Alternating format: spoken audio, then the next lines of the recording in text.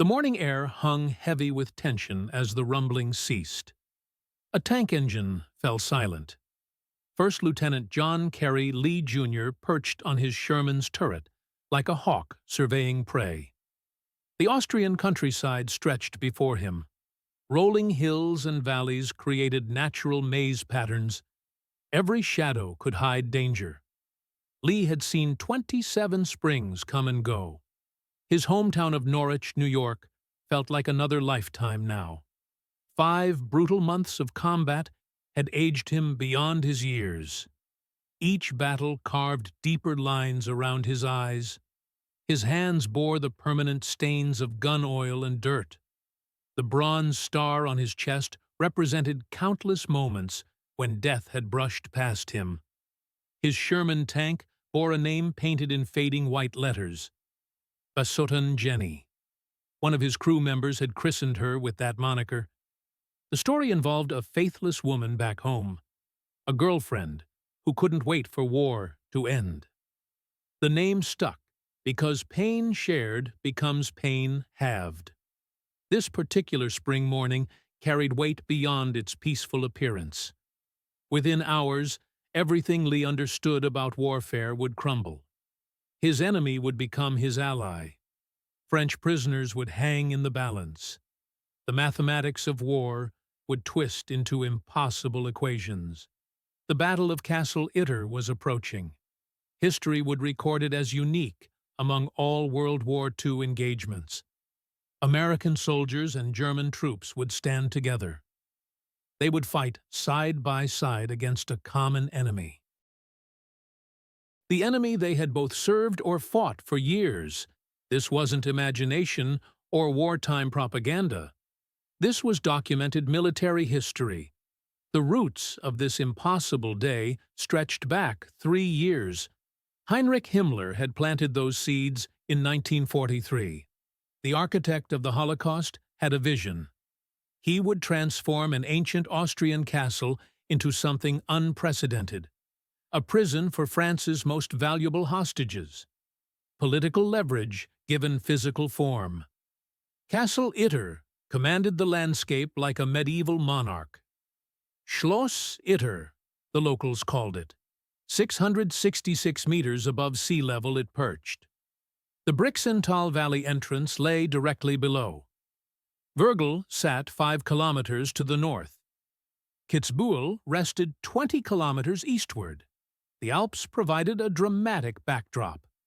Stone walls had crowned this hilltop since 1241, at minimum. Historians suspected earlier fortifications. Perhaps 10th-century constructions lay buried beneath. The visible castle dated to a 1532 reconstruction. Victorian-era renovations in 1878 had softened its medieval harshness. The 20th century brought hotel guests where medieval lords once ruled. Austria's annexation in 1938 changed everything. The Anschluss swept away old certainties. By late 1940, German bureaucrats had negotiated a lease. Franz Gruner owned the property, but his ownership meant nothing now. 2 years passed in relative quiet. Then February 7, 1943, arrived like a thunderclap. SS Lieutenant General Oswald Pohl acted on direct orders. Heinrich Himmler himself had signed the authorization. Pohl commanded the SS main economic and administrative office. He administered the concentration camp system. His signature appeared on final solution documents. Gruner's property rights vanished with a stroke of Pohl's pen. Transformation moved with Germanic efficiency. April 25, 1943, marked the completion date. Administrative control passed to Dachau concentration camp. 90 miles northwest, that infamous facility would oversee daily operations. The prisoner roster would make any intelligence officer's heart race. France's political elite would call this fortress home. Each name represented potential leverage, bargaining chips in human form, intelligence sources wearing expensive suits. Their collective knowledge could reshape negotiations. Their individual stories could rewrite history books. Former Prime Minister Édouard Daladier occupied one of the finest cells. 60 years had weathered his face, but not broken his spirit. The Munich Agreement of 1938 bore his signature. His attempt to appease Hitler had failed spectacularly. But Daladier harbored no illusions about Hitler's ultimate intentions. Continental domination was always the goal. April 1938 brought a conversation with British officials. Daladier spoke plainly about Hitler's real aims. France's fall proved his prescience correct. The Vichy government arrested him afterward. Treason charges followed at the Riom trials. Fort du Portelet became his first prison. German custody came in 1943. Buchenwald's horrors preceded his Italian interlude. May 1943 brought transfer to this Alpine fortress. Paul Reynaud inhabited another cell nearby, 66 years old and unbroken by captivity. He had succeeded Daladier as premier in March 1940. His opposition to German armistice never wavered. France's salvation consumed his every waking moment. June 16, 1940, brought his resignation in defeat. Arrest followed his attempted flight. Sachsenhausen and Fort du Portelet preceded his arrival here. Political animosity with Daladier continued despite shared captivity. Two former supreme commanders of French armed forces completed the military leadership roster. Maurice Gamelin bore 72 years of accumulated bitterness. Spring 1940's failed resistance against German advance haunted him still. His replacement as Supreme Commander stung like an open wound. The circumstances of that replacement festered in memory. Maxime Weygand carried 78 years with surprising dignity. He had replaced Gamelin in May 1940. Initial collaboration with German occupiers followed France's surrender. Imprisonment in 1942 ended that collaboration permanently. The mutual disdain between Gamelin and Weygand created constant tension. Their past conflicts survived imprisonment intact. Tennis champion Jean Barotra brought athletic fame to this collection of political prisoners. 46 years old and still carrying himself like the champion he once was. The bounding Basque of Biarritz had conquered Wimbledon twice in his 20s. His imprisonment stemmed from principles rather than politics. April 1942 brought his resignation as Vichy France's Commissioner of Sports and Physical Education. His attempted flight to join Allied forces sealed his fate here. Marie-Agnès de Gaulle arrived in April 1945. The general's elder sister carried the family name with quiet dignity. Resistance work had earned her this imprisonment. Her brother led Free France from London while she endured captivity. The timing of her arrival created additional tension. Liberation seemed imminent, yet remained tantalizingly out of reach. The roster continued with equally impressive names. François de la Roque brought right-wing political credentials. His animosity toward labor organizer Léon Jouot created dining room drama. Michel Clemenceau carried his father's famous name. 71 years old and son of the World War I premier. Several others rounded out this politically diverse collection. Their determination to maintain old rivalries, despite shared captivity, provided perverse entertainment. Separate dining tables reflected their continuing feuds. Heated exchanges echoed through the small dining room. German captors watched these political theater performances with amusement. Old grudges survived even medieval stone walls and SS guards. Prison conditions at Itter exceeded virtually every other German-run facility.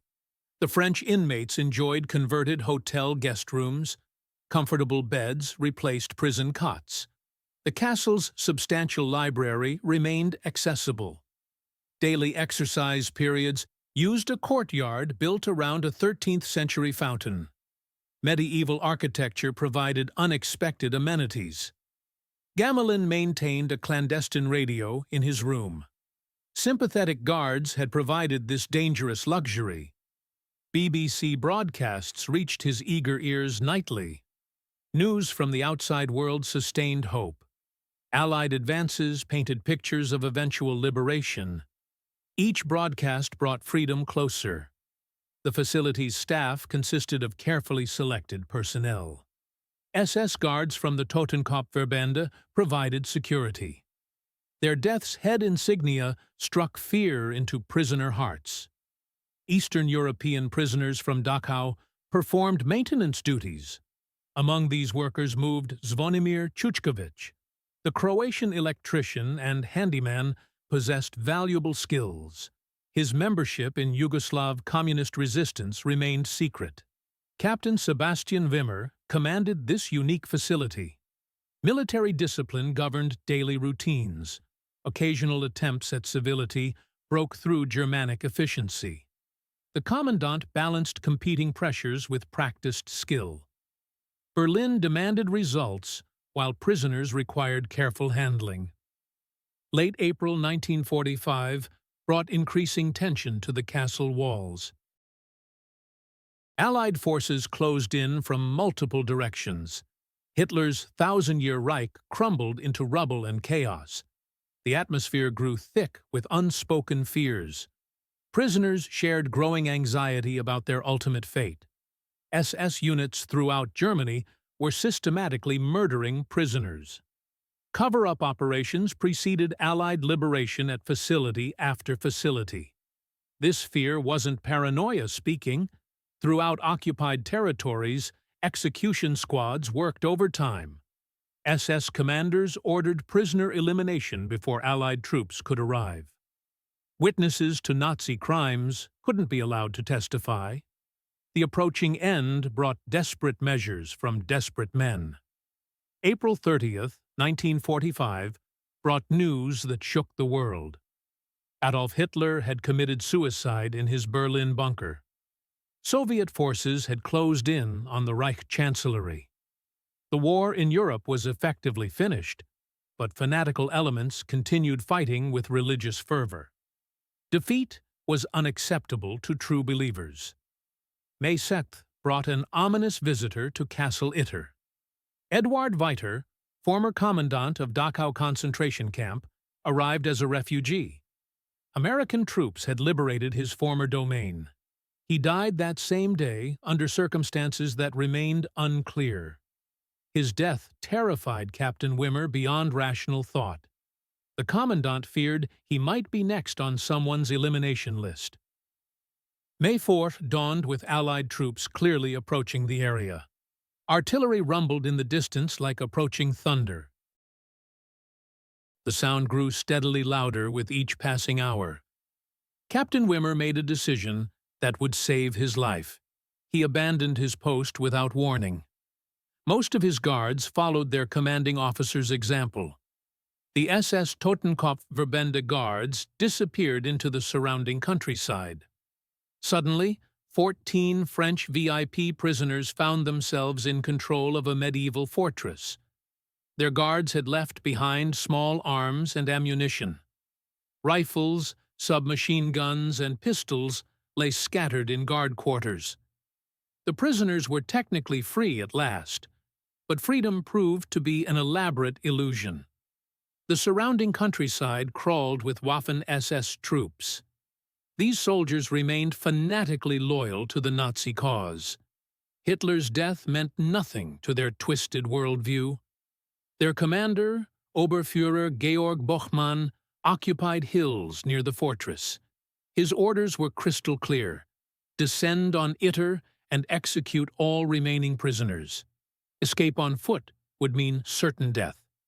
SS patrols covered every possible route. The prisoners would be shot on sight if discovered. Their only hope lay in reaching Allied forces before Bochmann's men reached them. Time was running out with each passing minute. Daladier and Reynaud put aside their political enmity in the face of mortal danger. Survival trumped old grudges temporarily.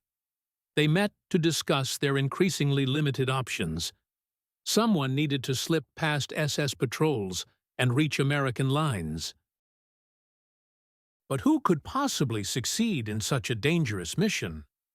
They settled on Chuchkovic, the Croatian handyman. He had worked at the fortress throughout their captivity. His knowledge of the terrain might prove invaluable. His ability to pass as a local worker could provide necessary camouflage. The decision made, preparation began immediately.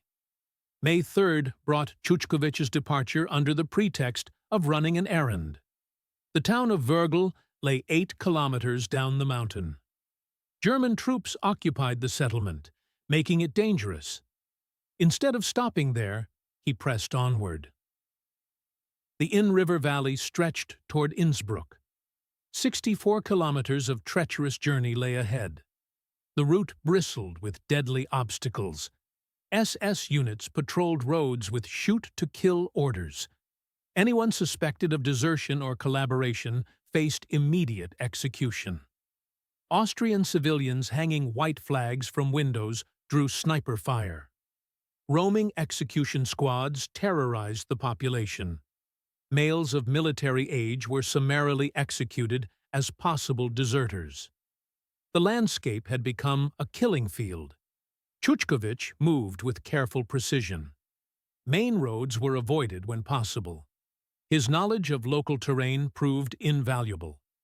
His ability to appear as an ordinary worker provided essential camouflage. Evening of May 3rd found him exhausted and footsore. The outskirts of Innsbruck finally came into view. An advanced party of the 409th Infantry Regiment appeared like a mirage. The American 103rd Infantry Division, part of U.S. 15th Corps, had pushed this far into Austria. Chuchkovic quickly approached these potential saviors. He explained the fortress situation and its high-profile French prisoners. The Americans immediately recognized the strategic and political importance. Dawn of May 4th brought Major John T. Kramers into action.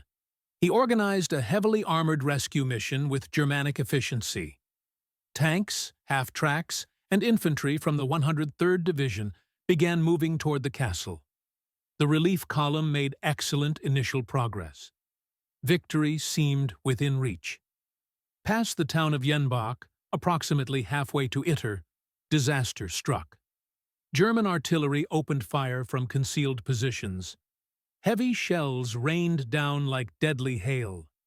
The column was forced to halt under this murderous barrage. Major Kramers faced a difficult command decision. Superior officers made the choice for him. The column received recall orders due to territorial concerns. The area fell within the operational zone of the U.S. 36th Infantry Division. Military bureaucracy and territorial disputes took precedence over rescue operations. Political considerations trumped humanitarian concerns once again. Only 2 jeeps carrying auxiliary personnel could continue.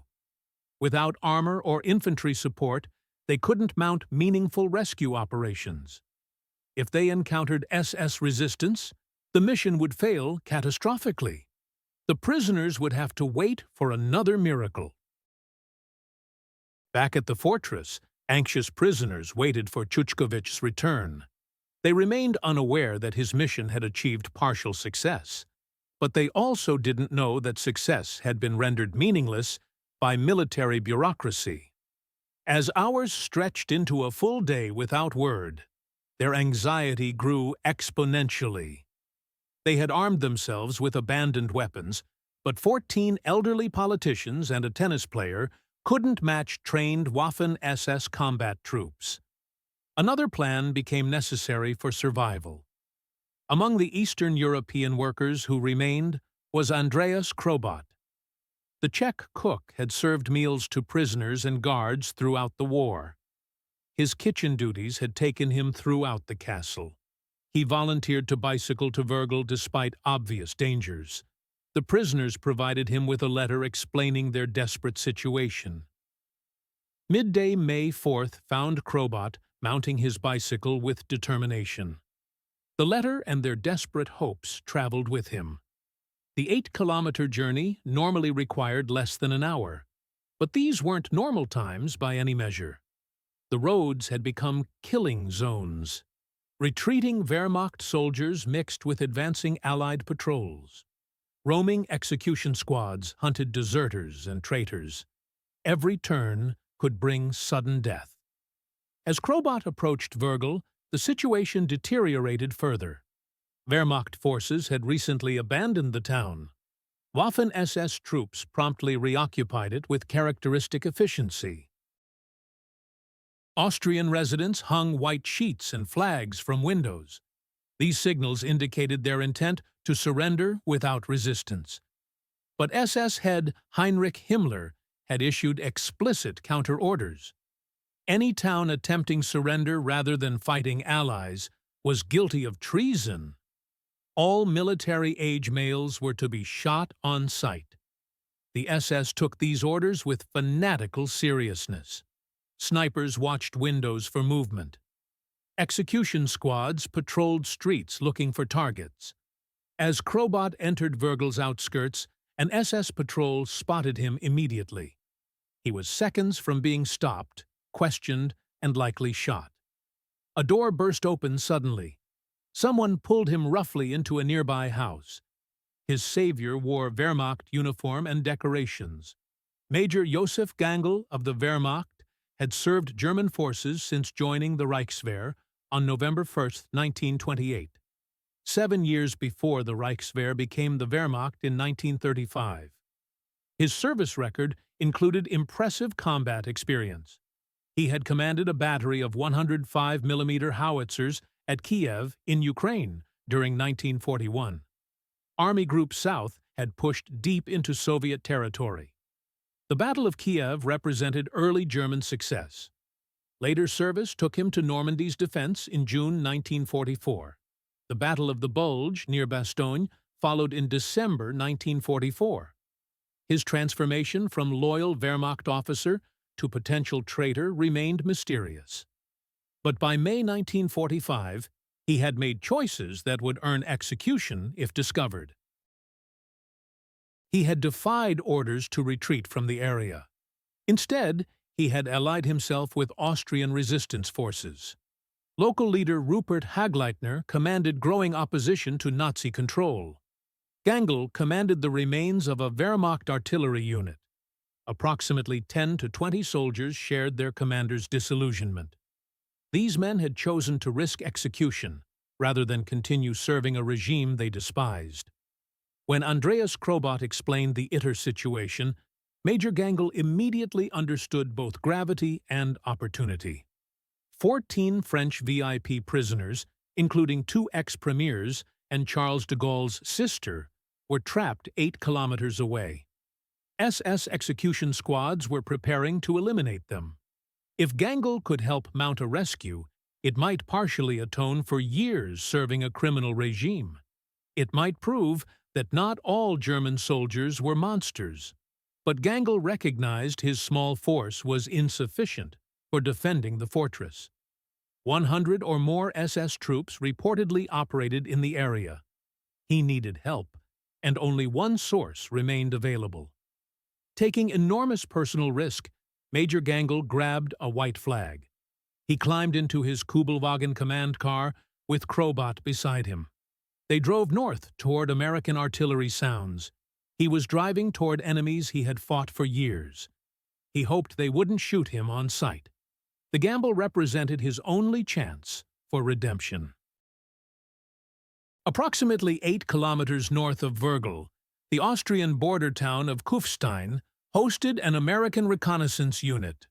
4 M4A3 Sherman tanks from the 23rd Tank Battalion, 12th Armored Division, U.S. 21st Corps, occupied the town square. They waited to be relieved by 36th Infantry Division units. The unit commander was First Lieutenant John Kerry Lee, Jr., a stocky, cigar-chewing, whiskey-drinking 27-year-old from Norwich, New York. His crew knew him as Captain Jack. The nickname reflected both his leadership style and his men's genuine affection. Lee had graduated from Norwich University, a military college in Vermont. 5 months of continuous combat had earned him a Bronze Star. Company B of the 23rd Tank Battalion had fought across France and Germany under his leadership. His crew included carefully selected men who had proven themselves in battle. Sergeant William Rushford brought experience and steady nerves. Corporal Edward J. Shimchick was a quiet but deadly accurate gunner from New York. His shooting had saved their lives repeatedly. Corporal Edward J. Siner and Private First Class Herbert G. McHaley completed the team. 5 months of shared danger had forged unbreakable bonds. When Major Gangel's Kubelwagen rolled into Kufstein flying an enormous white flag, American sentries nearly opened fire. Recognition of the surrender signal came just in time. Gangel stepped out slowly with hands raised high. His Wehrmacht uniform and decorations marked him as potential enemy. He was taken immediately to Lee's forward position. Through a combination of Gangel's decent English and desperate gestures, the German major explained the impossible situation. 14 French VIP prisoners trapped in a fortress 8 kilometers away. Waffen-SS forces preparing to attack and execute them. A small Wehrmacht force willing to fight against SS troops to protect prisoners. American help was desperately needed before time ran out completely. Most American officers, exhausted after 5 months of combat, and with peace just days away, would have been reluctant to risk their men's lives. The final hours of the war made every casualty more tragic. A mission far outside their operational area, involving cooperation with enemy soldiers, would normally be rejected immediately. John Lee was not most officers by any measure. Without hesitation, Lee volunteered to lead a rescue mission personally. He radioed battalion headquarters and explained the extraordinary situation. Permission was requested to mount an unprecedented rescue operation. His superiors recognized both the military value of rescuing high-profile French prisoners and Lee's determination to attempt the mission regardless of official permission. Approval came through military channels with surprising speed. Lee immediately began organizing his relief force with characteristic efficiency. His initial plan was appropriately ambitious for the situation. He would take Besotten Jenny plus Lieutenant Wallace S. Holbrook's Boche Buster. 6 soldiers from the All-African American Company D, 17th Armored Infantry Battalion would ride atop the tanks as additional firepower. At the last moment, recognizing the need for additional armor, Lee requisitioned 5 more Shermans. Supporting infantry came from the recently arrived 142nd Infantry Regiment of the 36th Division. The column that rolled out of Kufstein represented something unprecedented in modern military history.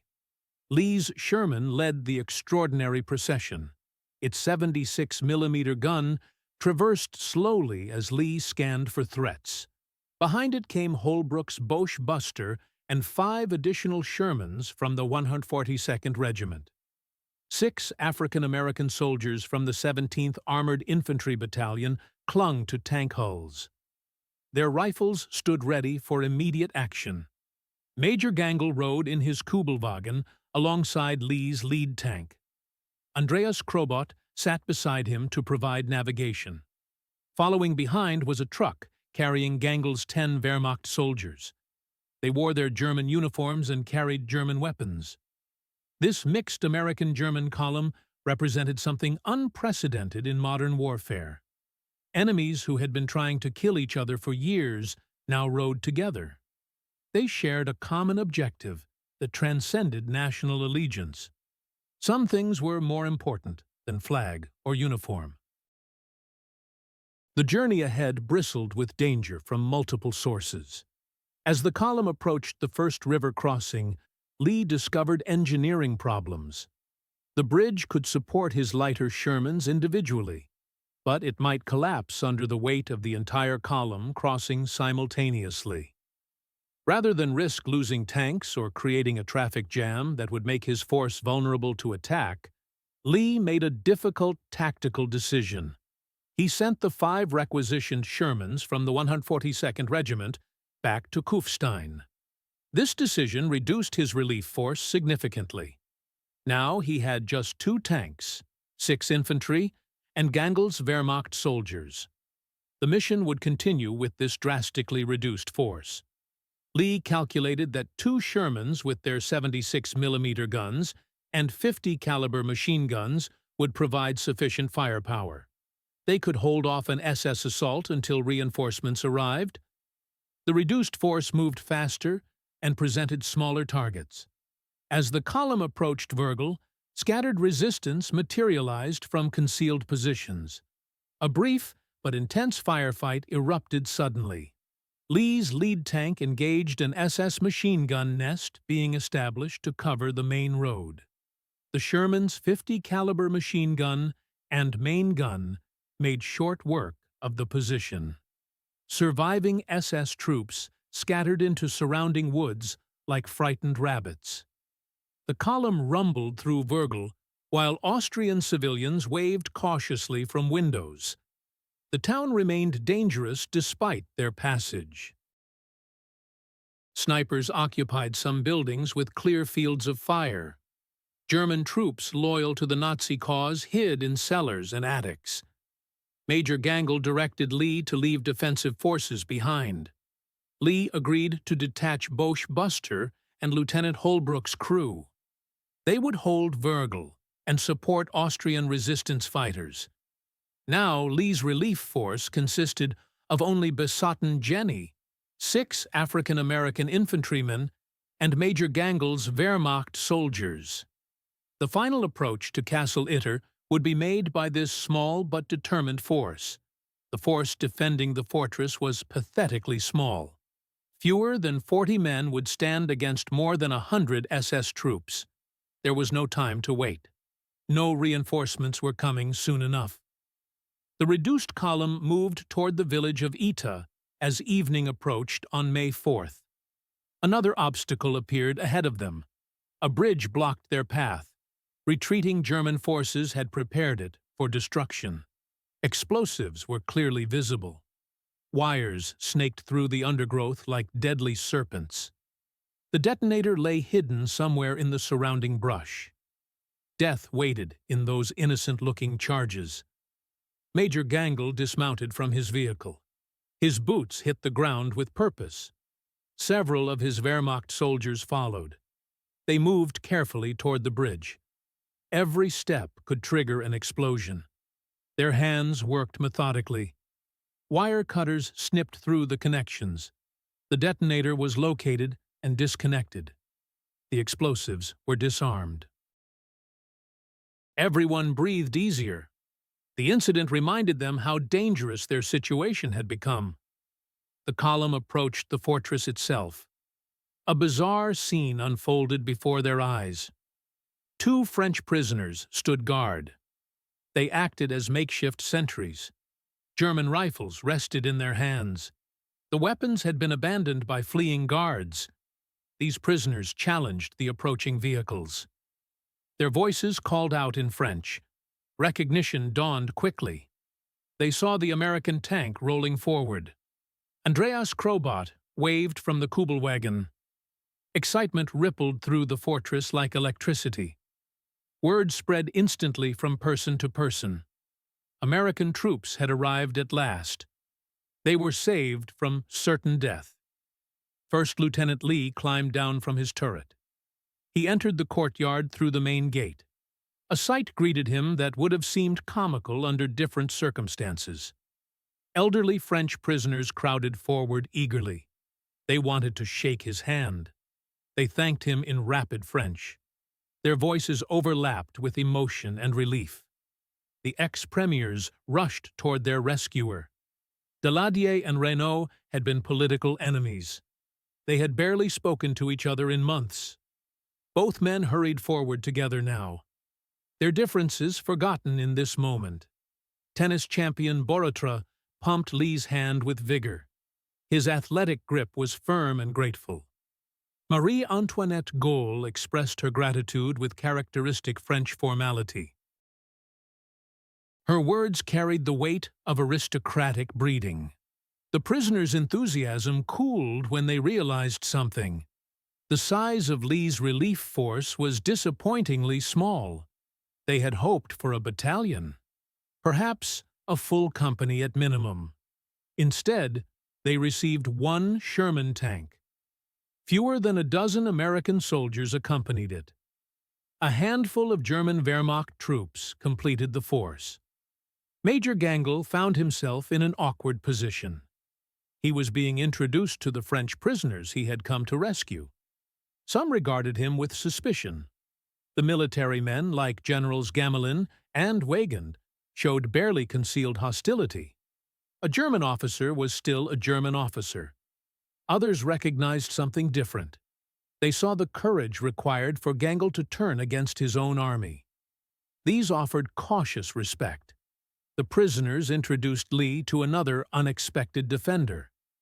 Captain Kurt Siegfried Schrader held the rank of SS Hauptsturmführer. He had been convalescing in the nearby village. Combat wounds had brought him there for recovery. During his stay, he had befriended some of the French prisoners. When the guards fled and danger approached, the prisoners had asked Schrader to take charge. They trusted him to organize their defense. Schrader had become disillusioned with the Nazi regime like Gangl before him. He chose to protect the prisoners rather than abandon them to their fate. His own family had been moved into the fortress for protection. He calculated correctly that his former SS comrades would execute him as a traitor. They would show no mercy if they discovered his role in defending French prisoners. An SS officer fighting alongside Wehrmacht soldiers and Americans against other SS troops added another layer of surreal complexity to the situation. Lee now commanded the strangest military force ever assembled during World War II. His tank crew consisted of American soldiers. 6 African-American infantry soldiers served under his command. 10 to 20 Wehrmacht soldiers answered to Major Gangl. 1 SS officer had rejected his oath to Hitler. 14 French prisoners had armed themselves with whatever weapons remained. Black Americans worked alongside white Americans. German Wehrmacht troops stood with a former SS officer. French prisoners of wildly varying political persuasions prepared to fight together. Their enemy was fanatical Waffen-SS troops. Lee immediately took command of the fortress defense. He applied professional military judgment to a situation that defied conventional tactics. Norwich University had never prepared him for anything like this. He conducted a quick reconnaissance of the castle's defensive capabilities. What he found was surprisingly favorable for their situation. The structure occupied high ground. It overlooked the approaches from all directions. Attackers would have to fight uphill. The stone walls had been built centuries ago. They were not designed for modern warfare. But they would stop small arms fire effectively. They would provide protection against artillery fragments. The medieval design included several fallback positions. Defenders could retreat deeper into the structure if outer walls were breached. Lee identified what he called the keep. This inner stronghold would serve as a final stand location if necessary. The main entrance presented natural advantages. A large wooden gate filled a stone archway. This created a perfect choke point for defense. Lee positioned Besotten Jenny directly in front of this gate. Its 76mm gun pointed down the main approach road. The tank would serve multiple purposes. It was both a mobile pillbox and a steel barrier. The SS could not simply drive vehicles through the gate. Lee placed his American infantry around the perimeter walls. Gangl's Wehrmacht soldiers joined them in defensive positions. All approaches were covered with overlapping fields of fire. No attacker could advance without facing multiple weapons. The French prisoners refused Lee's orders to take cover inside. They insisted on joining the defense of their own lives. Generals Gamelin and Weygand were both in their 70s. They took positions with rifles like young soldiers. Tennis champion Borotra grabbed a submachine gun. His athletic hands handled the weapon naturally. Even 71-year-old Michel Clemenceau picked up a rifle. He found a firing position overlooking the main approach. Age had not dimmed his determination to fight. The defenders had adequate small arms ammunition. The fleeing guards had left supplies behind. But there was no way to resupply during a long battle. Every round would have to count. As darkness fell on May 4th, the defenders prepared for a long night. Lee ordered strict light discipline throughout the fortress. No lights could show their positions. The SS were out there in the darkness somewhere. Lee had no intention of making their target any easier to find. Major Gangl shared intelligence about enemy forces in the area. Waffen-SS troops were commanded by Oberfuhrer Georg Bochmann. They had been occupying hills and woods around the fortress for days. These were not garrison troops or rear echelon soldiers. They were hardened combat veterans. They had fought on multiple fronts across Europe.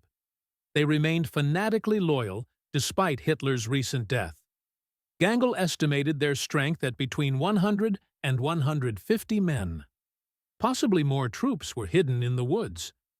They were equipped with small arms and machine guns. Mortars could rain death from the sky. At least one 80 mm anti-tank gun waited somewhere out there. The defenders numbered fewer than 40 by contrast. This included the French prisoners in their count. The odds were definitely not favorable for survival. Throughout the night of May 4th to 5th, SS reconnaissance patrols probed the defenses.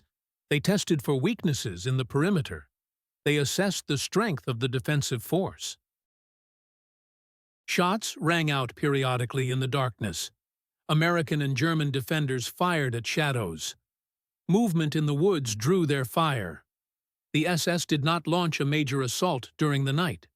They preferred to wait for daylight. Dawn would allow them to coordinate their attack. Superior numbers could be brought to bear more effectively. Inside the fortress, the unlikely coalition tried to rest in shifts. Someone had to maintain watch at all times. American soldiers shared cigarettes with Wehrmacht troops.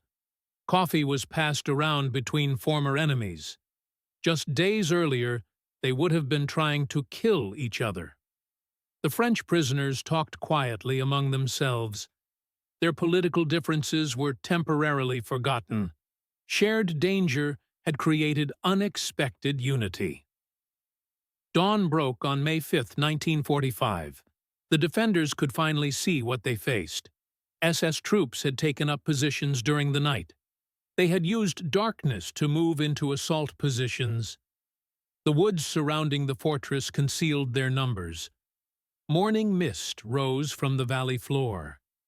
This provided additional concealment as the SS finalized their preparations. Death was gathering in the trees around them. At approximately 7 o'clock in the morning, the attack began. The distinctive crack of German Mauser rifles shattered the morning quiet. The deeper rattle of MG-42 machine guns joined the symphony of death. Bullets whined off the stone walls. They sang through the air above the defenders' heads. Hot metal fragments scattered in all directions. Lee's tank crew responded immediately to the incoming fire. Besotten Jenny's turret traversed toward the muzzle flashes in the woods. The 50 caliber machine gun returned fire with thunderous authority. Heavy bullets chewed bark from trees. They searched for hidden SS positions among the shadows. The assault began in earnest around 8 o'clock. A force of between 100 and 150 Waffen-SS soldiers advanced toward the fortress. The attackers moved with professional discipline. They used fire and maneuver tactics perfected in years of combat. One group provided covering fire, while another moved forward. Bullets flew in coordinated patterns across the battlefield. The defenders poured rifle and machine gun fire into the advancing troops. Muzzle flashes erupted from the walls like deadly flowers. The SS were forced to take cover behind trees and rocks. Their advance slowed under the withering fire. Besotten Jenny's 76mm gun boomed repeatedly. High explosive shells detonated among the SS positions. Earth and shrapnel flew in all directions. Trees splintered under the impact. The Sherman's machine guns rattled continuously. They forced the attackers to keep their heads down. On the walls, American soldiers fought side by side with their unlikely allies. German Wehrmacht troops and French prisoners shared the same firing positions. Corporal Edward J. Shimchick worked methodically through targets. Lee's gunner adjusted his aim after each shot. The precision that had made him legendary in Company B showed in every round fired. The 6 African-American soldiers from the 17th Armored Infantry Battalion brought months of combat experience to bear. They were veterans of fighting across Europe. Their disciplined accuracy made every shot count. Major Gangl moved constantly along the defensive perimeter. He directed his Wehrmacht soldiers with experienced authority. His encouragement kept morale high among the defenders. He coordinated fire with Lee's forces. The German major's experience showed clearly. He anticipated enemy tactics before they developed. His men were positioned to counter each assault. Former General Maurice Gamelin found himself under fire once again. The 72-year-old general had commanded all French forces at the war's start. He handled his rifle with the competence of lifelong military service. Years of experience had not left him. Jean Borotra moved from position to position. The athleticism that had made him a tennis champion served him well. He carried ammunition to defenders running low. Wounded men were helped to cover by his strong hands. The SS pressed their attack with fanatical determination. Small groups of stormtroopers attempted to rush the gate. Besotten Jenny's machine guns drove them back. Concentrated rifle fire from the walls added to their casualties. Mortar rounds began falling inside the courtyard. Explosions forced defenders to take cover. The disruption interfered with their defensive fire. Dust and debris filled the air with each impact. Around mid-morning, Major Gangl managed to reach the Austrian resistance. A telephone connection to Wörgl went through successfully. He requested immediate reinforcements for their desperate situation. The resistance could offer little help in return. Only 3 additional fighters could be spared.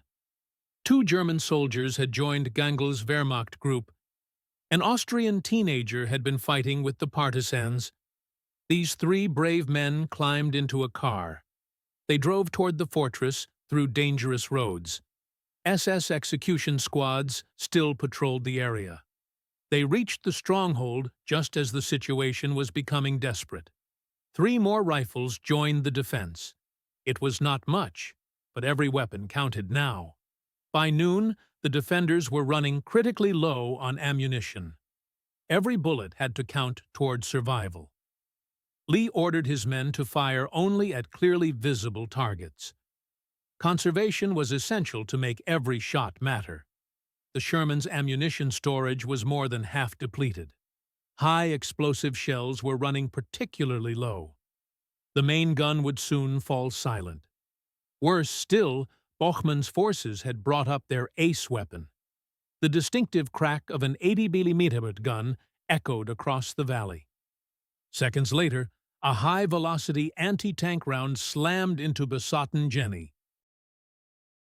The German 80mm gun was one of the most feared weapons of World War II.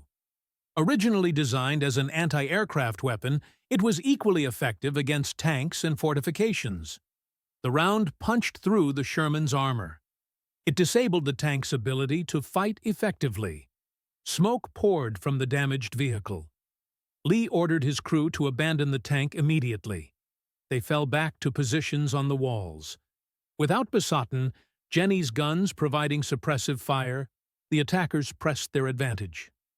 They advanced closer to the gate. The defenders' situation grew more desperate. At approximately 1 o'clock in the afternoon, ammunition ran critically low. The SS prepared what appeared to be a final assault on the gate. Major Joseph Gangel noticed something dangerous. Former Prime Minister Paul Reynaud stood exposed to fire. An SS sniper position in the woods had a clear shot. The 66-year-old Reynaud stood near a window. He seemed unaware of the deadly danger threatening him. Gangel acted without hesitation. He rushed across the courtyard toward Reynaud. Bullets kicked up dust around his running feet. He reached the former Prime Minister quickly. His hands began pushing Reynaud away from the window. Just as the German major reached safety, a shot rang out. A 7.92 by 57 mm Mauser round, fired by an SS sniper, struck Gangel in the head. The shot was instantly fatal. Major Joseph Sepp Gangel collapsed at Reynaud's feet. He had served in the German army since joining the Reichswehr on November 1, 1928. He had fought from the Battle of Kiev in Ukraine to Normandy to Bastogne. Years of brutal combat had not killed him. He had survived only to reject Nazi ideology. He had joined the Austrian resistance instead. Everything was risked to save 14 French prisoners he had never met before. He fell defending the man he had come to protect. His body lay motionless on the courtyard stones. The defenders, seeing their German ally fall, were momentarily stunned. Anger quickly replaced shock throughout their ranks. The firing intensified dramatically. American soldiers poured bullets toward the sniper position. German Wehrmacht troops joined the concentrated fire. French prisoners added their weapons to the barrage. Vengeance demanded satisfaction for their fallen protector. Lee made a tactical decision that undoubtedly saved the fortress. He began pulling his defenders off the outer walls. They were consolidated deeper inside the structure. Preparations began for a final stand in the keep. This fighting withdrawal was organized under heavy fire. As Lee organized the retreat, an SS squad moved closer. They were bringing a Panzerfaust anti-tank rocket into position. Their target was the main gate itself. Once the gate was destroyed, nothing would stop Bochmann's men. They would storm into the courtyard. Everyone inside would be executed without mercy. Tennis champion Jean Barotra approached Lee with an audacious proposal. He would vault the wall and run through the SS lines. His goal was to reach the American reinforcements. Lee had called for help hours earlier. It was essentially a suicide mission. The odds of success were vanishingly small. Barotra was 46 years old. Successfully running through a gauntlet of SS troops actively trying to kill him seemed impossible. But Barotra had been a world-class athlete. At 46, he retained much of his speed and agility. More importantly, he understood the stakes clearly. If he did not try, everyone in the fortress would die. Lee saw no alternative available. He respected the Frenchman's incredible courage. Permission was granted for the desperate attempt. At approximately 3 o'clock in the afternoon, Jean Barotra lived up to his nickname. The bounding Basque prepared for his greatest athletic performance. He climbed to the top of the wall. There was a pause for just a moment. Then he leaped down to the ground outside. The drop was several meters to the earth below. He absorbed the impact with a rolling landing technique. Decades of athletic competition had perfected this skill. Barotra landed and rolled to his feet smoothly. Then he ran with everything he possessed. SS troops saw him immediately when he appeared. They opened fire from multiple positions. Bullets kicked up dirt around his feet. Hot lead whined past his head. Barotra dodged and weaved desperately.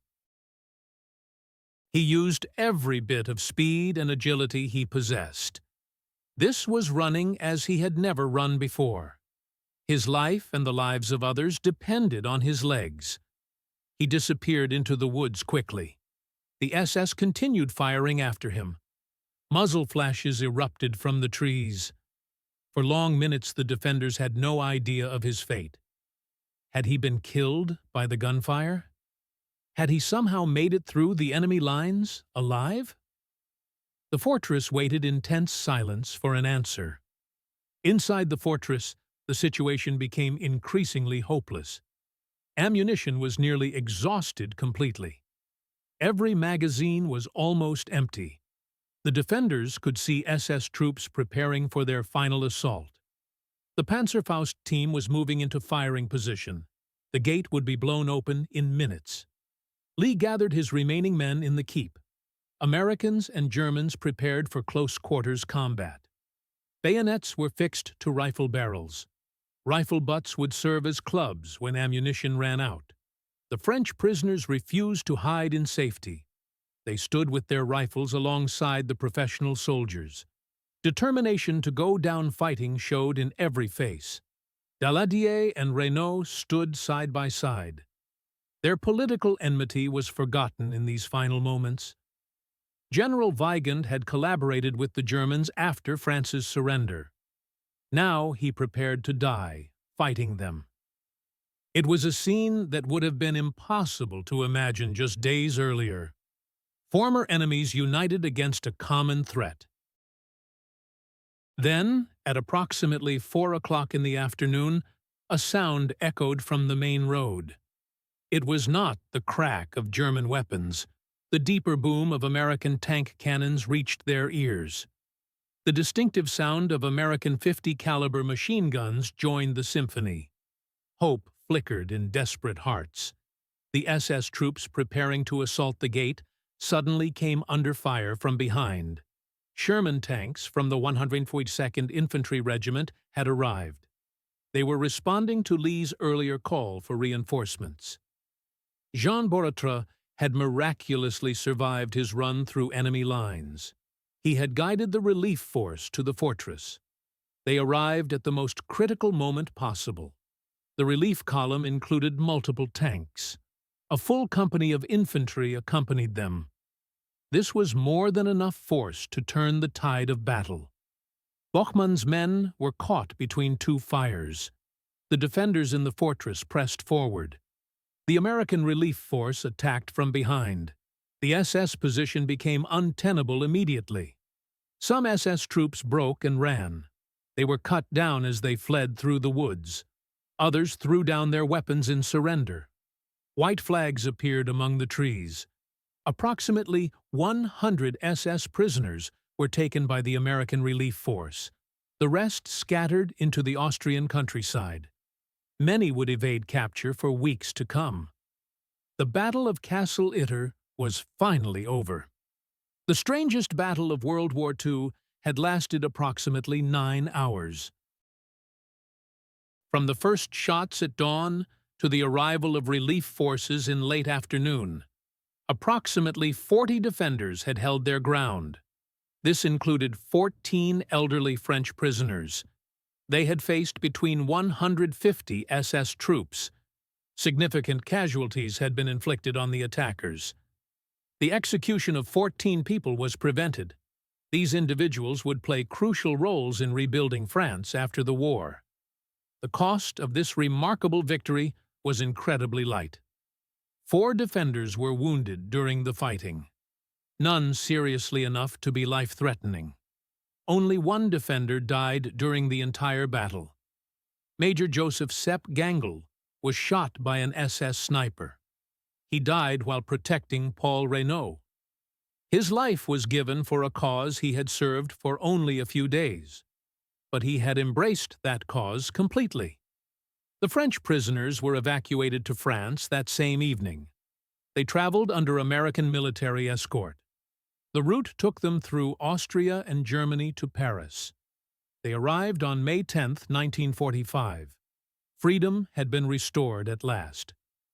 For his extraordinary heroism in connection with military operations against an armed enemy, First Lieutenant John C. Lee, Jr. received recognition. He was promoted to captain immediately. The Distinguished Service Cross was awarded for his actions. This was the second highest military decoration for soldiers. It recognized extraordinary heroism in combat with an armed enemy force. The citation accompanying Lee's award read in part, Captain Lee, with a small group of soldiers, infiltrated into hostile territory. Enemy forces were demoralized by his actions. The destruction of 2 key bridges was prevented. 200 German soldiers were caused to surrender. He found many prominent French prisoners at Itter Castle. A defense was immediately organized with both American and German troops. Despite a fanatical SS attack and heavy artillery barrage, Captain Lee's men held until friendly troops arrived. Captain Lee's intrepid actions and personal bravery exemplified the highest traditions. His zealous devotion to duty honored the military forces of the United States. Lee would die in 1973 after living a full life. He never forgot the strange battle fought on a hill in Austria. The war's final hours had brought him the most unusual combat of his career. Major Joseph Gangl was honored as an Austrian national hero. A street in the town of Würgl was named after him. The Sepp Gangl Strasse serves as a permanent reminder. Courage and humanity can transcend national allegiance. Redemption remains possible even in the darkest circumstances. Captain Kurt Siegfried Schrader faced a different fate. The SS officer who had fought alongside Americans and Germans was arrested after the battle. U.S. forces charged him for his former affiliation. The Nazi Party and SS membership carried consequences. He received a 2-year sentence initially. This was subsequently shortened in recognition of his efforts at Itter. His actions in protecting the French prisoners were acknowledged. Schrader lived until 1995, carrying knowledge with him. In the war's final days, he had chosen to protect innocent lives. Rather than participate in their murder, he had risked everything. The decision had cost him dearly, but his conscience remained clear. The Battle of Castle Itter has been dubbed by historians as the strangest battle of World War II. Popular accounts agree with this assessment. Good reasons support this designation. The battle was fought 5 days after Adolf Hitler's suicide. Only 3 days remained before Germany's unconditional surrender on May 7, 1945. The surrender would take effect on May 8 at 23:01 Central European Time. It represents the only known engagement in World War II where American and German soldiers fought together as allies. Their enemy was other German forces. The participants included American tankers and African-American infantry. German Wehrmacht soldiers joined them. A former SS officer fought alongside them. French prisoners spanned the political spectrum from right-wing to labor union leadership. Austrian resistance fighters completed the unlikely alliance. All were united against fanatical SS troops in the war's final hours. Édouard Daladier returned to French politics after his liberation. He was elected to the Chamber of Deputies in 1946. His service continued until 1958. The experience at Itter had changed him. Political differences seemed less important after facing death together with former enemies. Daladier brought stability back to France's shattered political landscape. Years of Vichy betrayal had left deep wounds. German occupation had destroyed trust in institutions. The country needed leaders who remembered democracy. Daladier provided that institutional memory. His experience proved invaluable during Reconstruction. He understood how democratic systems functioned. He knew the delicate balance between parties. His steady hand guided France through those fragile early years. From 1953 to 1958, he served as mayor of Avignon. The ancient city with its papal palace became his stage. He worked to rebuild local governance. Citizens watched him carefully. Could this man who had led France into war now lead them toward peace? October 10, 1970 marked the end of an era. Daladier died in Paris at age 86. He had witnessed France's complete transformation. The broken nation of 1940 had become a thriving democracy. The European Economic Community welcomed France as a founding member. His eyes had seen both defeat and resurrection. Paul Reynaud also returned to the political arena. Liberation opened doors that imprisonment had closed. In 1946, voters elected him to the Chamber of Deputies. His voice carried weight in those halls once again. The Fourth Republic offered him several cabinet positions. Each appointment proved French democracy was healing. His political career flourished in those post-war years. European integration became his passion. He spoke constantly about Franco-German reconciliation. Former enemies needed to become partners. The future of Europe depended on cooperation. Reynaud never forgot the German major who died saving his life. Joseph Gangel's sacrifice haunted him. Public speeches often included mentions of Gangel's courage. Audiences listened with fascination to these unlikely war stories. September 21, 1966 brought another funeral. Reynaud passed away at 87. His long life had spanned 2 world wars. He had seen France at its lowest point. He had also witnessed its resurrection into a modern democracy. Generals Maurice Gamelin and Maxime Weygand presented complicated legacies. Their mutual hatred never disappeared. The disaster of 1940 followed them forever. Yet both contributed to post-war France in different ways. Gamelin turned to writing after the war. His books analyzed France's military failures. Every page contained hard-earned lessons. Military defeat had taught him valuable truths about strategy and leadership. His writings became essential reading at military academies. Young officers studied his analysis of what went wrong. The catastrophe of 1940 became a teaching tool. Future generals would not repeat those same mistakes. Weygand faced harsher consequences initially. Collaboration charges hung over his head.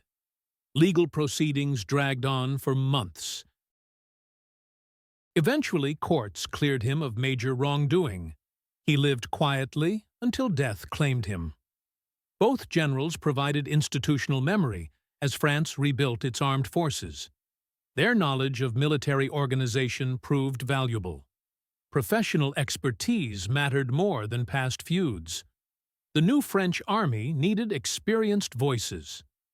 Jean Borotra returned to the tennis courts that had made him famous.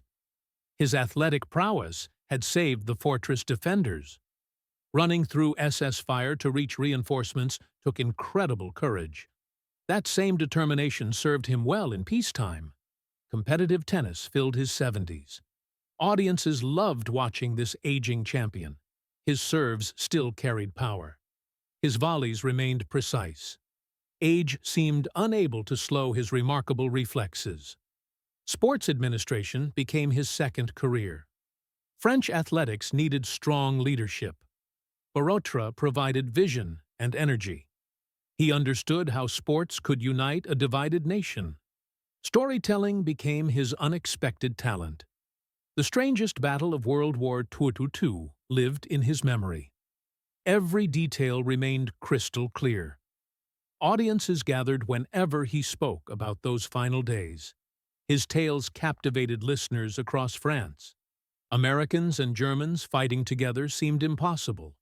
Yet this tennis champion had witnessed it firsthand. His credibility made the incredible story believable. July 17, 1994, marked the end of an extraordinary life. Borotra died at age 95.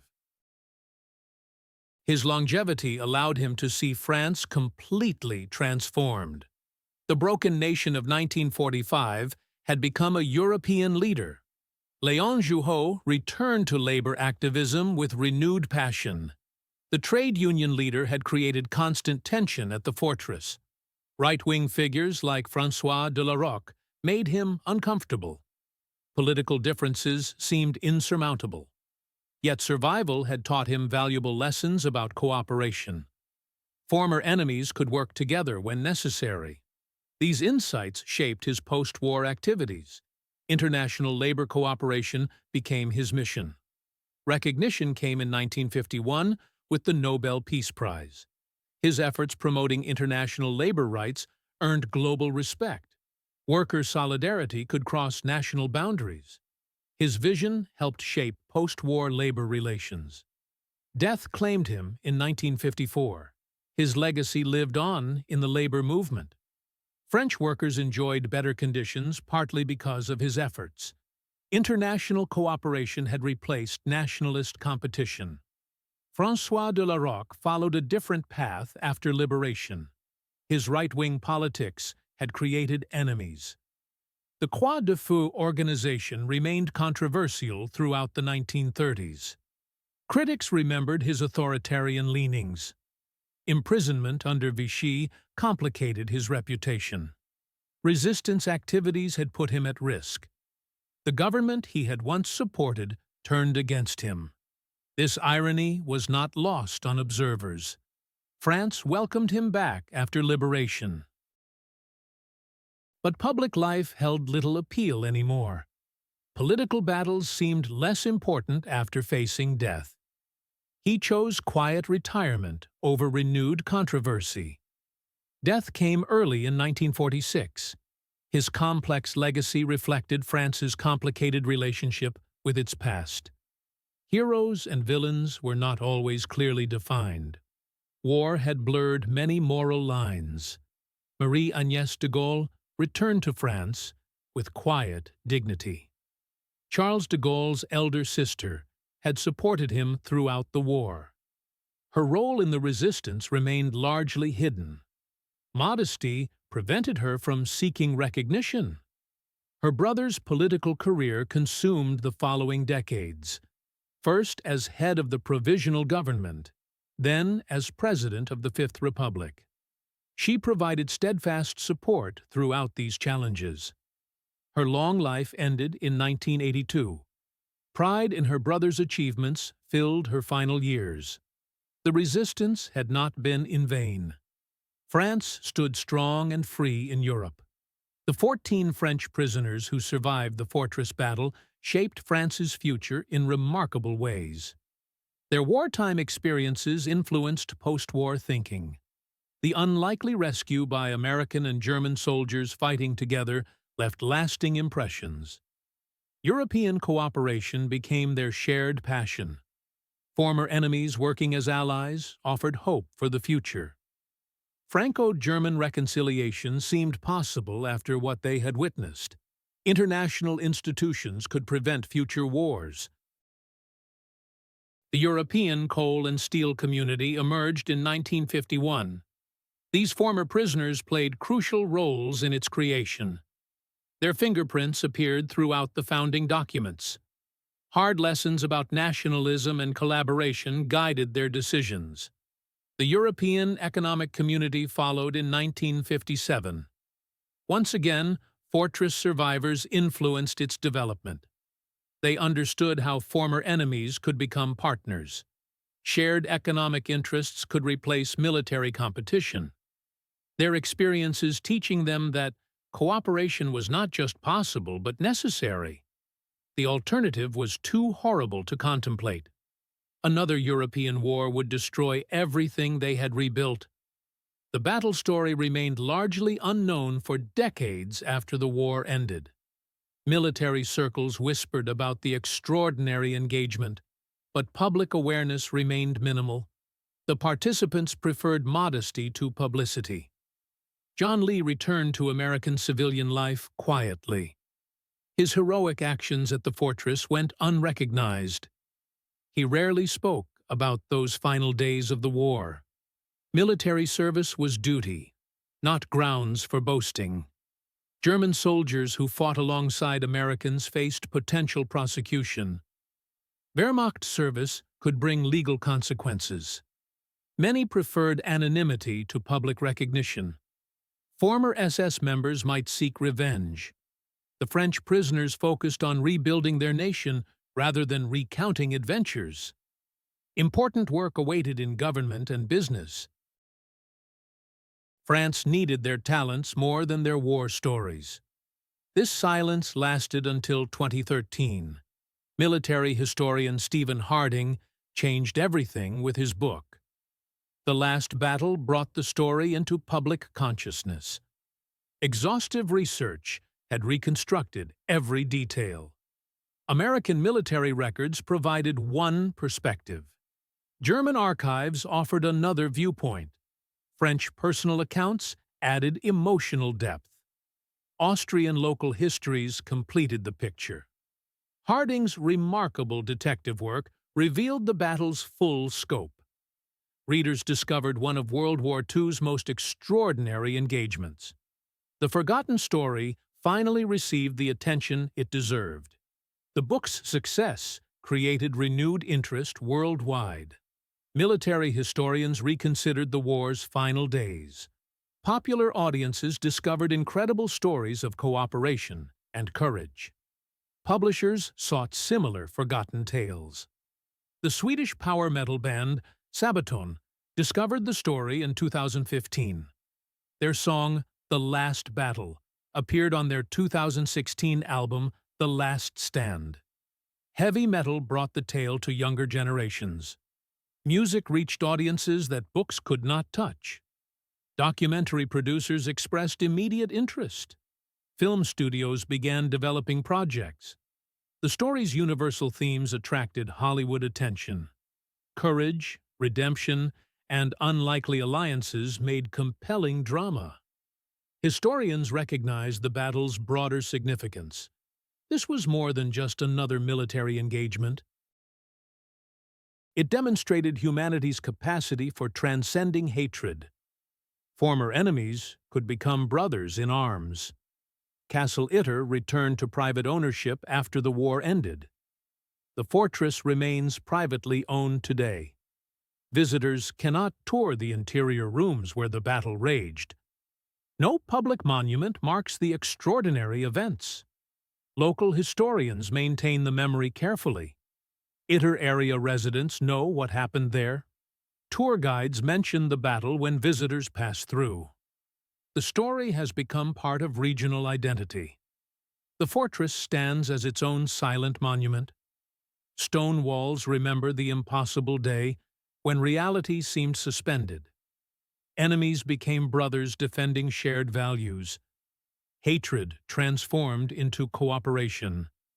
Military academies worldwide study the battle's lessons. War colleges analyze the tactical decisions. Students learn about rapid decision-making under pressure. Combined arms tactics with minimal forces prove effective. Fortified positions offer defensive advantages against superior numbers. But deeper lessons transcend military tactics. The human elements matter more than strategic considerations. Individuals can choose to reject evil ideologies despite personal risk. This choice requires tremendous moral courage. But redemption remains possible even for those who served criminal regimes. Past service does not determine future actions. Shared humanity can overcome national animosity when people look beyond uniforms and flags.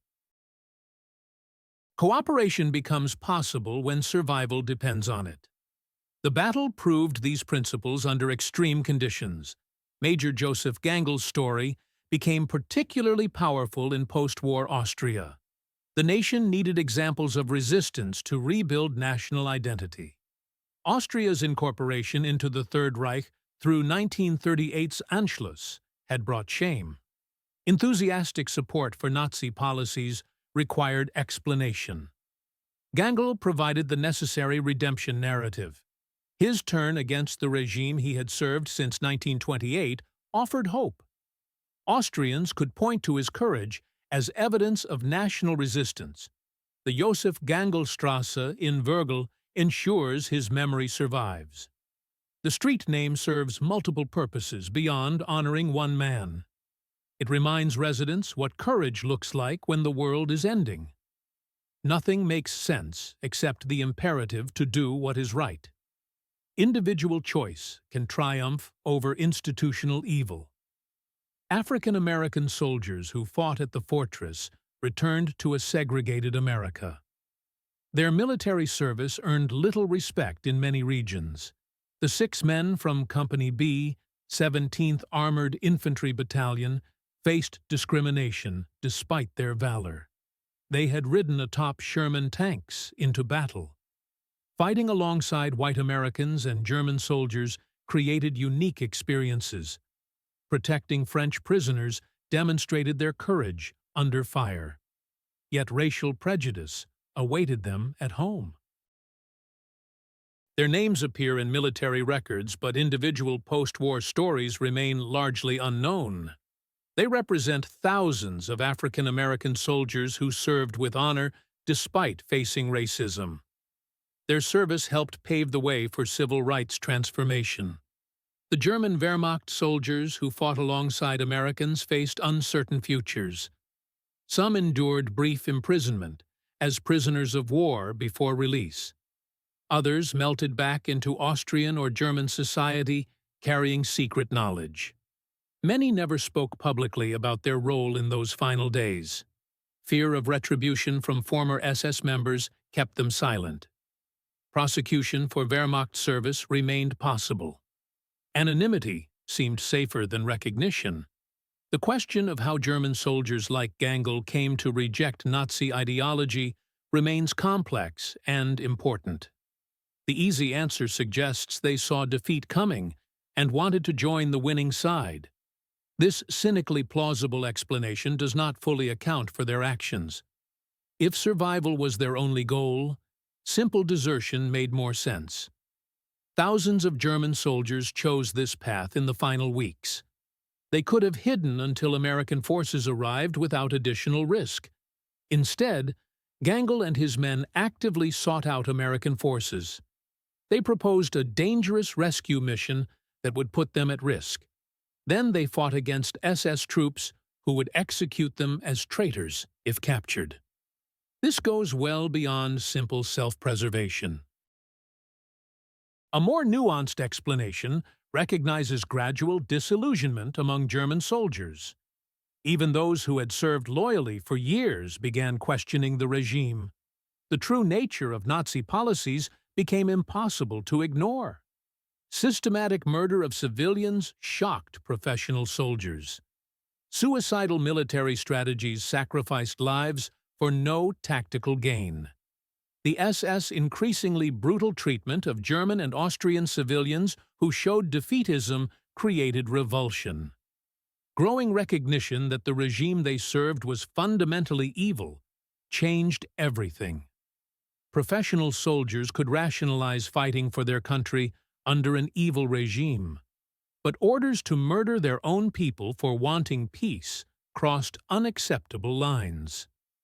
Gangel's decision to join the Austrian resistance and protect Wörgl civilians from SS execution squads suggests this motivation. The French prisoners' rescue became an extension of this protective impulse.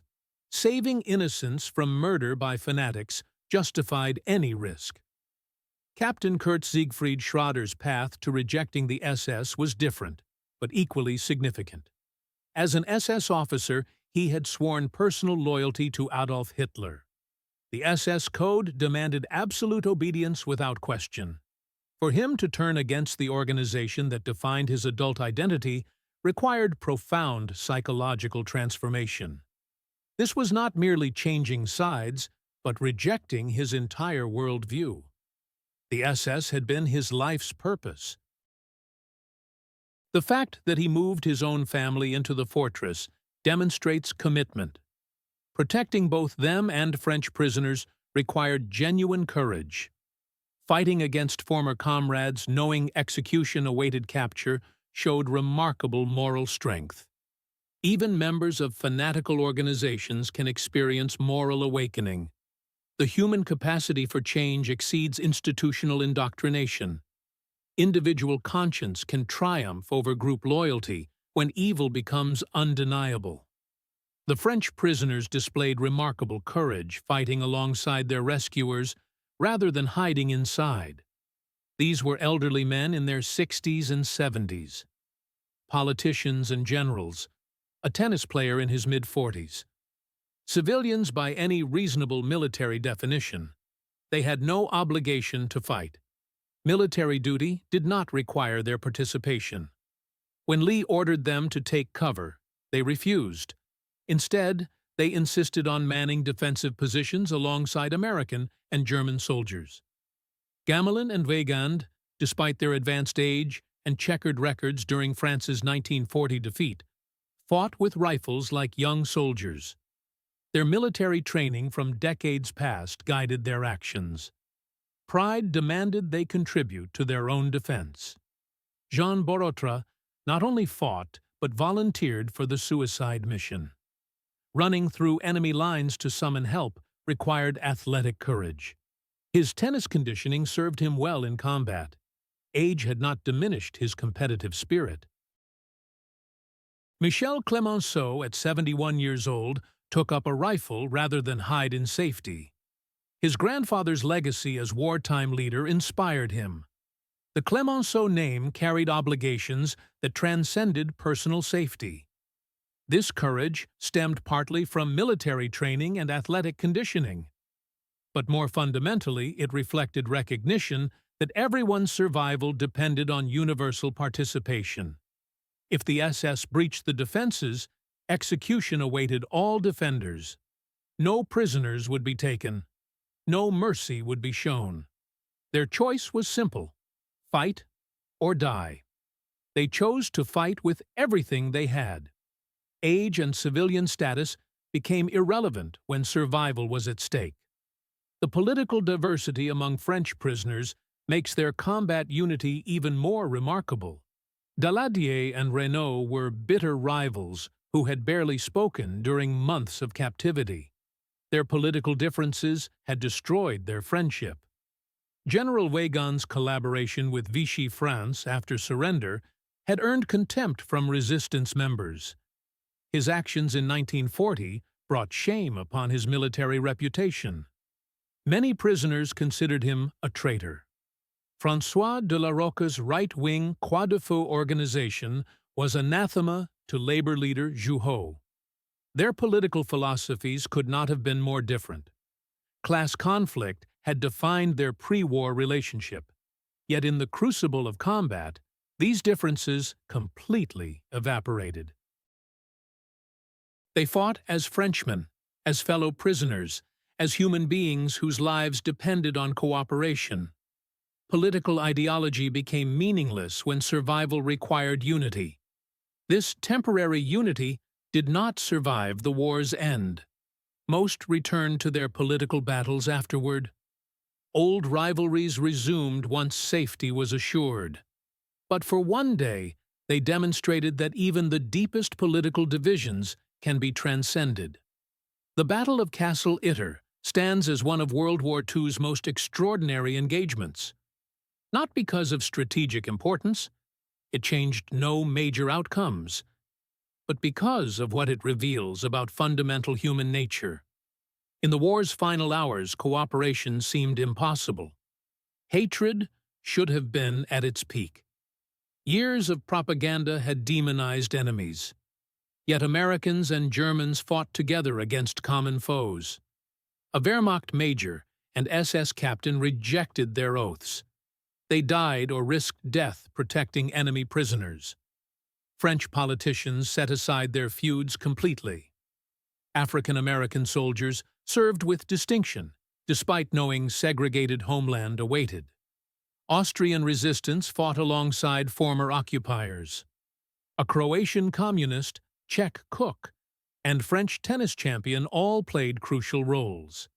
These unlikely alliances were forged in desperation but sustained by shared values. They demonstrated humanity's capacity for cooperation and compassion. Even history's darkest moments cannot extinguish hope for reconciliation. The battle's relevance extends far beyond World War II's thwart history.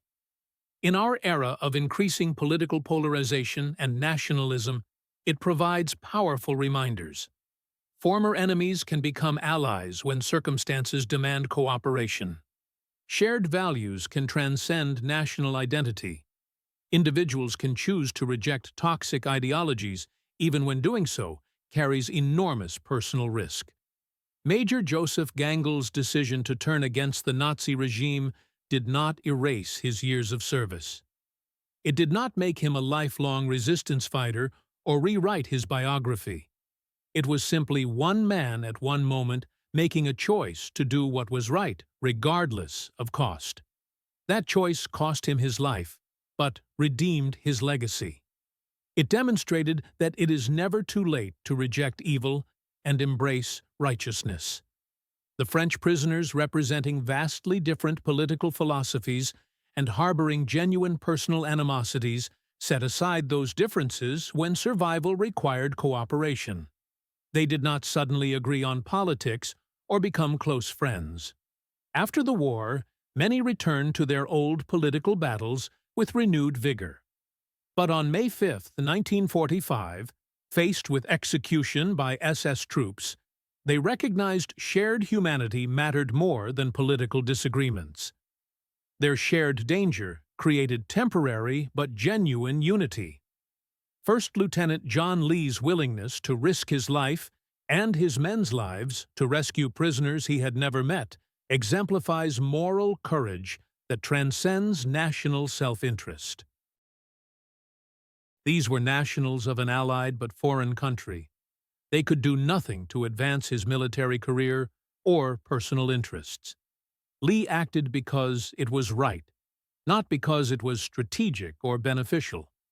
His decision to accept help from German soldiers, trusting former enemies to fight alongside him, showed pragmatism and humanity that military doctrine rarely accounts for. Lee judged individuals by their actions in the present, not their uniforms or past service. Major Gangel wore a Wehrmacht uniform and had fought for Nazi Germany since 1928. But when he offered help rescuing French prisoners from execution, Lee accepted without hesitation.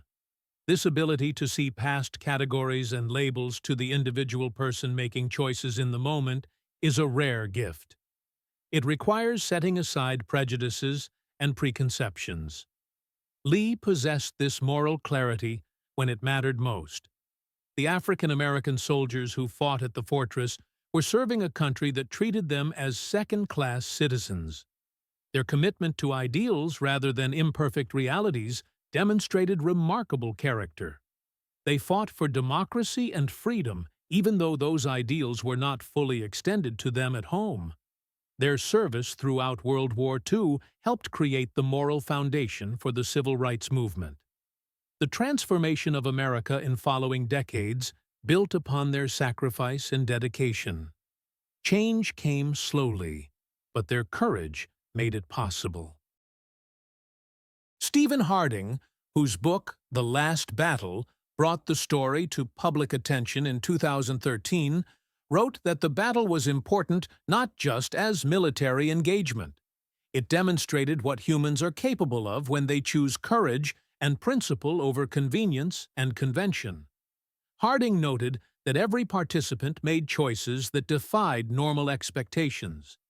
The Americans chose to risk their lives for foreign prisoners. The Germans chose to fight against their own countrymen. The French chose to fight alongside their German rescuers. The SS officer chose to reject his organization's fanaticism completely. Together, these choices created a moment of grace in the midst of humanity's darkest war. Individual decisions combined to produce something beautiful and inspiring. The popularity of Harding's book and subsequent interest in the battle suggests modern audiences hunger for stories that transcend simple narratives. Complex human nature resists easy categorization into heroes and villains. Real people make difficult choices under impossible circumstances. The sight of Americans and Germans fighting together against a common enemy provides hope that reconciliation is possible. Former enemies can become allies when shared values matter more than historical enmity. This lesson remains relevant in our divided world. The physical location of the fortress standing on its hill overlooking the Austrian Alps serves as permanent reminder of what happened there. Though privately owned and not open to public tours, it remains visible from surrounding valleys and villages. Local residents know its history intimately. Tour guides mention it when visitors pass through the area. It has become part of regional identity, a source of local pride. In Europe's darkest war's final hours, Austrians, Americans, Germans, and French stood together against evil. The Josef Gangl-Strasse in Vergel ensures that his name and sacrifice will not be forgotten. Every resident who uses that street, every visitor who notices the sign, is reminded that a German major chose to die protecting French prisoners from his own countrymen.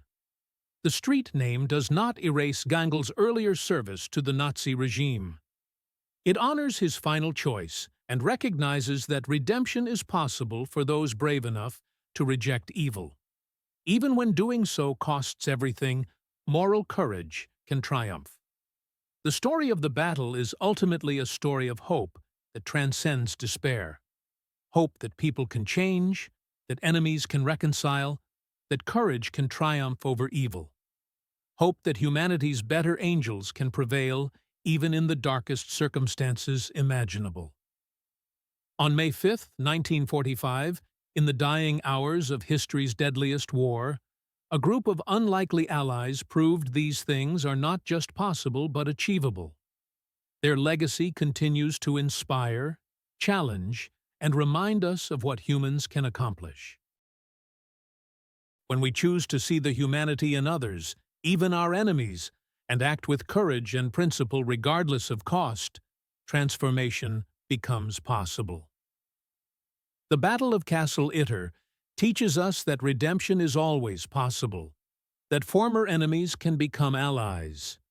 Individual moral courage can change outcomes when institutions fail. Shared values matter more than national identity when survival is at stake. It is never too late to choose the right side, even when that choice requires ultimate sacrifice. These lessons learned on a hillside in Austria 80 years ago remain as relevant today as they were in 1945. They remind us that the choices we make in moments of crisis define not just our own character, but the future we leave for generations to come.